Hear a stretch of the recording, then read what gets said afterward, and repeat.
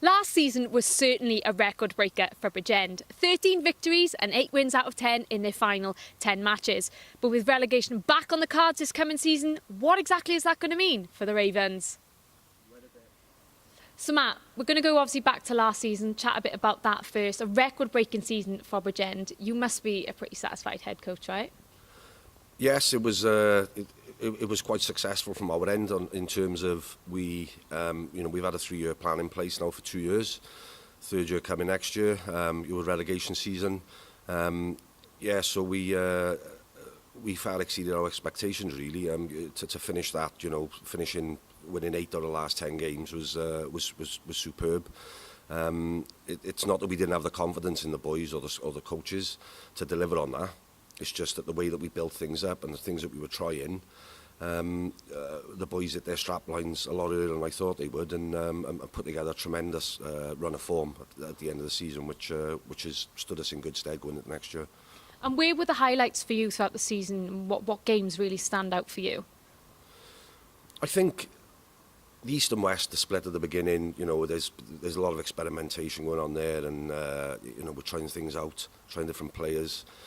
But once we came into the second half of the season where we just played, everybody once, I knew there was something brewing when, we lost by a last-minute penalty to Baltic up at RGC. I don't think they lost up there for 2 or 3 years, and it was a dubious decision at best, and but I'm a referee, but he kicked a fantastic penalty to win the game, and from there on in, then Carmarthen Quins here. They were second in the league.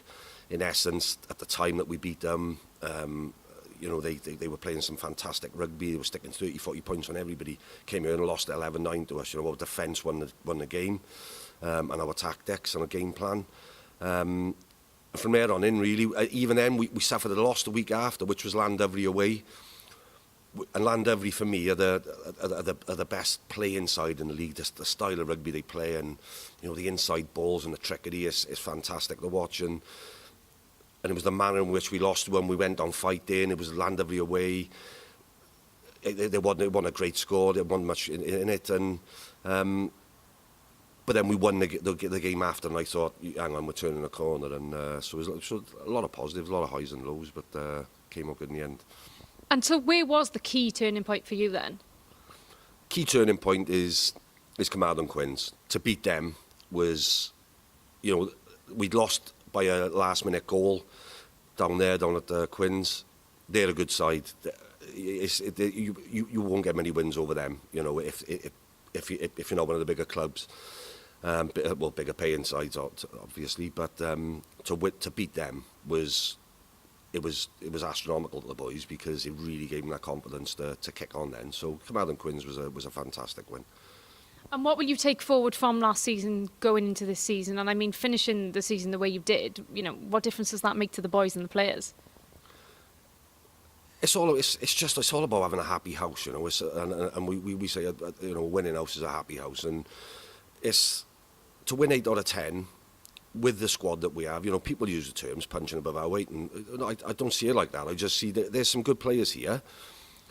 Some players have chose not to take bigger playing contracts at different clubs just so they can play with their friends and their family, and that matters then, because then all of a sudden they're playing for each other. You can see their aunties and uncles and mums and dads on the sideline. That's a huge motivational factor, and for us going forward now, we want to grow that. We want to grow that family values, and hopefully we'll now close out a few of those games we've traditionally lost in the past by a point or two. That could give us the edge to beat some of the bigger sides.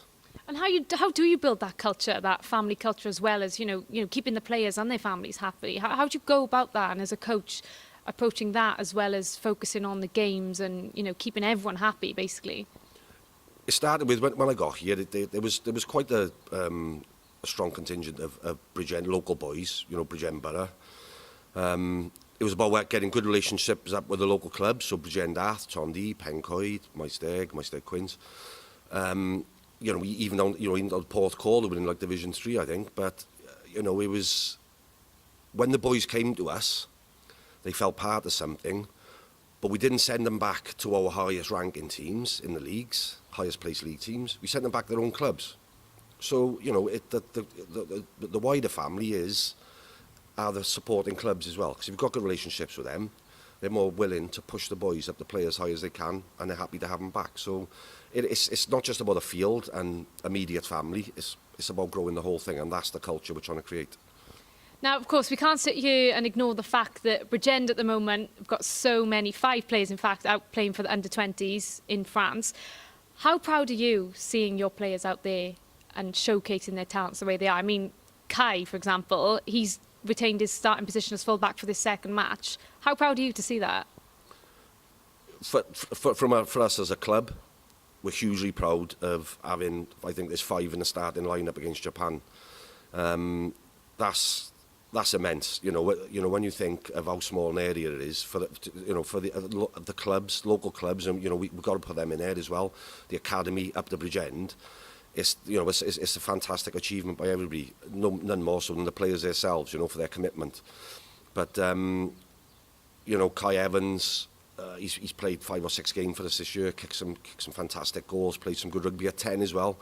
You know, which is where we see him going forward. He's comfortably made the switch to full-back.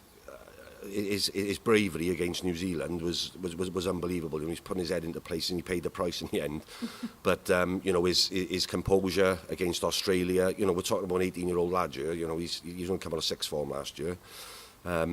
So you know, it bodes well for him going forward in playing at the bigger on the bigger scale. You know, playing full international.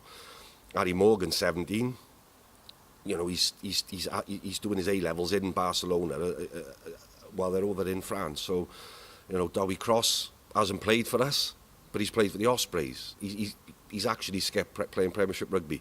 So the amount of talent at House is fantastic, and you know everybody's got to give a big slap on the back, be given a big slap on the back for their part they play in that.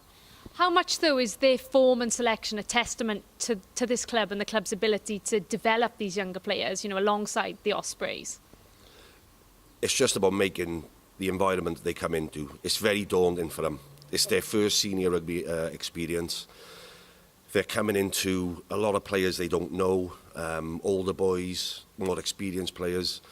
It's just about making sure that the players that are already in the environment are willing to help these players on their pathway.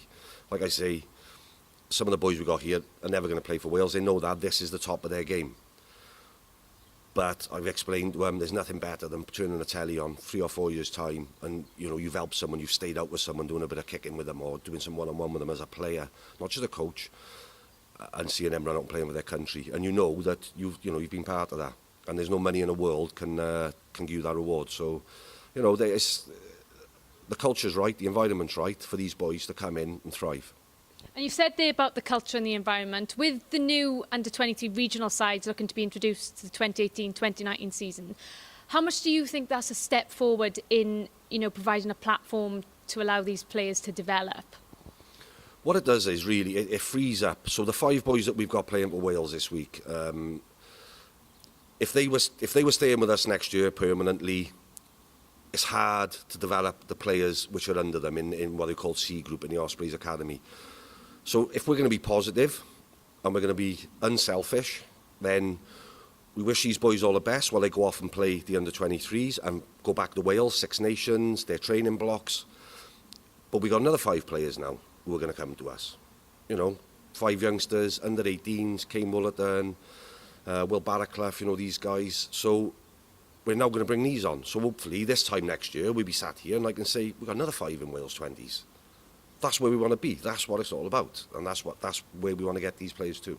So you feel it's a positive in terms of, you know, providing a platform to develop these players then? Oh, 100%. There's a lot of opinions out there about the Premiership. Is it serving its purpose? Is it top of the community game? Is it high performance? Politically, that's not my bag. I'm here to make sure that whoever comes to this club has a positive experience. Whatever youngsters come here, we all help them get to where they need to be. And if we're all doing that, then we're all doing our jobs, and it creates, as we say, a happy house. So, and that's a winning house.